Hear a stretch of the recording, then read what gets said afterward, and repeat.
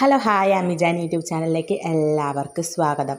ഇന്നത്തെ നമ്മുടെ രാവിലത്തെ കാപ്പി എന്താണെന്ന് നോക്കിയാലോ. നല്ല ചൂട് സാമ്പാറും ദോശയാണ്.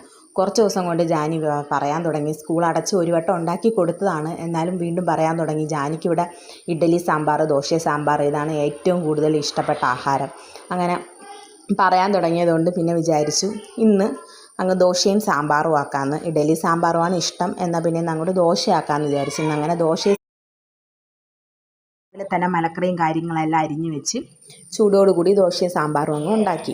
അപ്പോൾ അടുപ്പിലാകുമ്പോഴത്തേക്കും കുറച്ചും കൂടി നല്ല ടേസ്റ്റാണ്. അപ്പോൾ ഞാൻ ജസ്റ്റ് ഒന്ന് എണ്ണയിൽ ജസ്റ്റ് ഒന്ന് മലക്കറി ഒന്ന് വഴറ്റിയതിന് ശേഷം ബാക്കി അടുപ്പിൽ കഷ്ണങ്ങളെല്ലാം വേവിച്ച് പരിപ്പ് ഒഴിച്ച് കലക്കിയെടുക്കും. പിന്നെ നമ്മുടെ സാമ്പാർ പൊടിയും ഒരല്പം മുളക് പൊടി, മല്ലിപ്പൊടി, കായപ്പൊടി എല്ലാം കൂടി ശകലവും കൂടി ചേർക്കും. അപ്പോൾ നമ്മൾ അടുപ്പിൽ വയ്ക്കുന്നതുകൊണ്ട് കുറച്ചും കൂടി പ്രത്യേക ടേസ്റ്റ് ആയിരിക്കും. എനിക്ക് കുക്കറിൽ വയ്ക്കുന്നതിനെക്കാട്ടി കുറച്ചും കൂടി ഇഷ്ടം നമ്മുടെ അടുപ്പിൽ വയ്ക്കുന്നതാണ് ഇവിടെ എല്ലാവർക്കും ഇഷ്ടം. അങ്ങനെ അടുപ്പിൽ മൺകലത്തിൽ വയ്ക്കുമ്പോഴത്തേക്കും ഒരു പ്രത്യേക ടേസ്റ്റ് അല്ലേ.